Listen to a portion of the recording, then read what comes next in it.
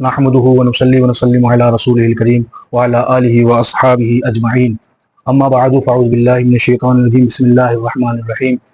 عزیزان محترم، آج ہم جس حوالے سے بات کریں گے، جس ٹاپک پر ہم آج بات کریں گے وہ ہے قربانی۔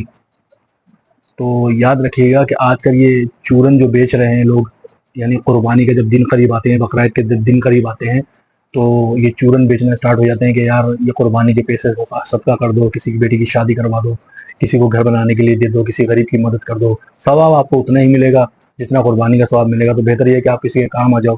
یہ چورن بیچنا سٹارٹ ہو جاتے ہیں۔ حالانکہ جو قربانی کرتا ہے نا، جو علم دین سے واقف ہے، جو قربانی کرتا ہے، وہ یہ بات اچھی طرح جانتا ہے کہ قربانی کرنے والا جب اللہ کی راہ میں دے سکتا ہے نا، تو وہ اللہ کی عطا سے بندوں کو بھی دیتا ہے، وہی بندوں کو ہی دیتا ہے۔ کیونکہ قربانی سخی لوگ کرتے ہیں، کنجوس لوگ قربانی نہیں کرتے۔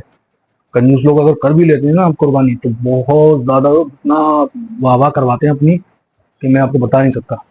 تو جو سخی لوگ ہوتے ہیں نا وہی قربانیاں کرتے ہیں، بخیل لوگ تو نہیں کرتے قربانی۔ بہرحال میرا مقصد بخیل یا کنجوس کا نہیں ہے، میرا جو بات کرنے کا وہ یہ ہے کہ کہتے ہیں کہ قربانی تو آپ کرتے ہی ہیں، ویسے بھی ہر سال ہی کرتے ہیں، تو اس سال جو ہے نا آپ کسی غریب کو دے دے پیسے۔ تو یاد رکھیے گا کہ جو قربانی کے جو دن ہوتے ہیں نا، 3 دن، کیونکہ قربانی کے 3 دن ہوتے ہیں۔ چوتھے دن تو یہ فالتو کے مولانا جو ہے نا فتویٰ لگا کے قربانی کروا رہے ہیں لوگوں سے، اور لوگوں کا پیسہ ضائع کروا رہے ہیں۔ 3 دن اللہ تعالیٰ جل جلالہ کے نزدیک، اب دیکھیں میں آپ کو حدیث سناتا ہوں، آپ حدیث سے اس چیز کو سمجھیے گا۔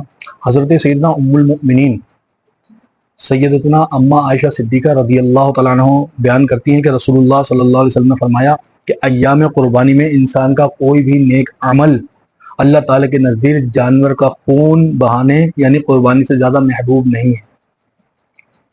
یعنی قربانی کے جو دن ہوتے ہیں اس میں کوئی بھی وہ عمل کر لے، کیسا بھی کتنا بڑا بھی عمل کر لے، قربانی سے زیادہ محبوب اللہ تعالیٰ کے نزدیک کوئی عمل نہیں ہے۔ اور اس حدیث کو امام مشکات نے لکھا ہے، امام ابن ماجہ نے اس حدیث کو لائے ہیں۔ اس حدیث کو جو ہے جامع ترمذی میں بھی یہ حدیث آئی ہے۔ یہ حدیث اتنی مقبول حدیث ہے یہ۔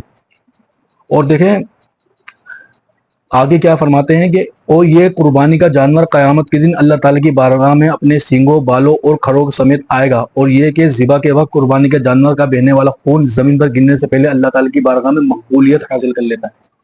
سمجھے؟ یہاں حدیث ختم ہوتی ہے۔ تو معلوم کیا ہوا کہ قربانی کے جو ایام ہیں اس میں سب سے زیادہ محبوب کیا چیز ہے اللہ تعالیٰ کے نزدیک؟ جانور کا خون بہانا، یعنی قربانی کرنا۔